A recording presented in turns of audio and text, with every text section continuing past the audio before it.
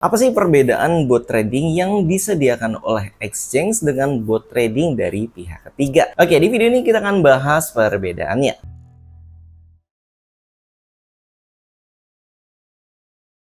Assalamualaikum Sobat Wis TV. Untuk kamu yang mungkin sekarang lagi belajar bot trading ya, karena kesibukan pekerjaan sehingga nggak bisa trading manual gitu ya. Dari pagi berangkat kerja, pulangnya udah malam, udah capek, nggak sempat trading.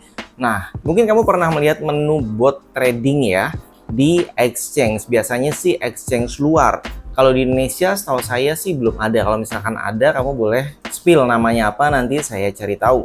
Oke, jadi untuk bot bawaan exchange luar itu biasanya juga sama ya. Jadi standarnya ada bot future dan bot spot. Jenisnya ada grid, ada DCA, dan berbagai jenis lainnya. Terus apa bedanya dengan bot trading pihak ketiga gitu ya? Jadi di sini saya ambil contohnya Senorise ya, yang kemarin memang sempat kita lihat bootnya di setiap event ya yang saya datangi biasanya ada tuh. Nah, jadi sebagai contoh di sini saya buat perbandingannya dengan Senorise ya. Jadi kalau kamu lihat di Senorise itu juga ada pilihan kategori bot untuk DCA dan grid. Terus bedanya apa? Kan di exchange sudah ada gitu ya. Nah, ini menurut saya perbedaan yang pentingnya tuh di sini. Karena untuk bot exchange itu kamu harus tetap pantau walaupun nggak harus tiap hari ya.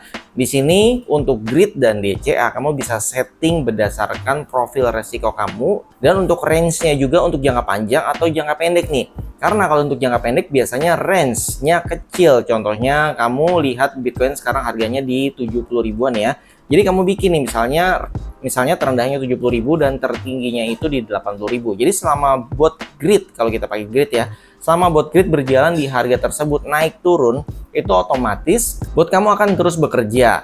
Tapi sayangnya di saat harganya misalnya turun di bawah 70.000, artinya bot grid kamu AFK gitu ya, jadi nggak bekerja karena sudah di luar dari range tersebut. Termasuk kalau harganya di atas 80.000 itu juga sama, nggak kerja karena botnya hanya bekerja di dalam range yang kamu setting di awal.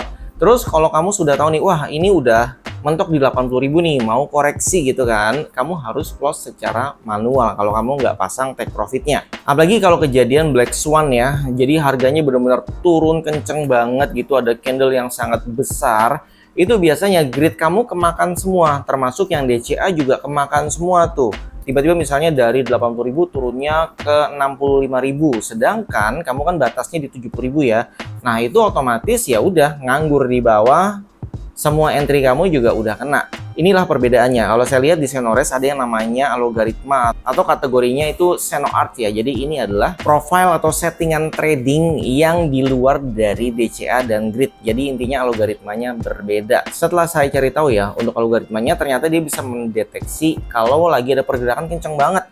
Jadi kalau harganya bergerak sangat cepat, penurunannya sangat tajam gitu, baik itu naik ataupun turun gitu ya, maka dia akan skip tuh. Jadi tidak seperti bot trading di exchange yang akan kena semua gitu ya, semua grid kamu, jaring kamu kena semua. Tapi di algoritma SenoArt dia bisa skip bagian itu.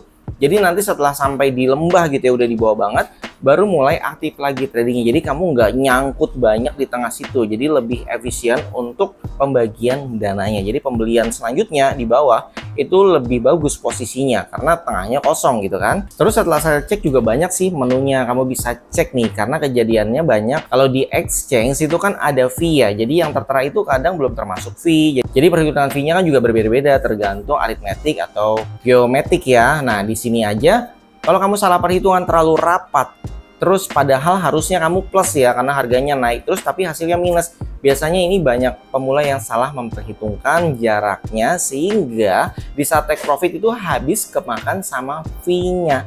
Nah, saya cek di SenoArt ada menu di mana kamu bisa cek dulu nih, misalnya kamu masukin settingan kamu sendiri deh. Kalau misalnya kamu mau setting sendiri itu ada tandanya. Kalau misalnya merah artinya itu tidak efisien ya. Mungkin profit kamu itu jadi nggak besar karena kepotong fee-nya yang lebih besar gitu. Akhirnya Di situ kamu bisa setting di mana ya minimal untuk mendapatkan profit optimalnya gitu. Ibaratnya minimal tapi yang udah lumayan nih. Dan otomatis itu udah bersih juga dipotong fee. Itu menjadi salah satu kelebihannya. Dan saya baru lihat sekilas sih, belum pernah coba juga. Dan mungkin kalau teman-teman tertarik, boleh like, saya tunggu sampai 100 like atau komen yang banyak. Nanti mungkin bisa kita coba ya perbandingan secara langsung bot trading bawaan exchange dengan bot trading dari pihak ketiga ini. Kalau videonya menambah wawasan, jangan lupa support dengan cara like, subscribe, komen, dan share. Sampai jumpa kembali. Salam Sobat VCV. Wassalamualaikum warahmatullahi wabarakatuh.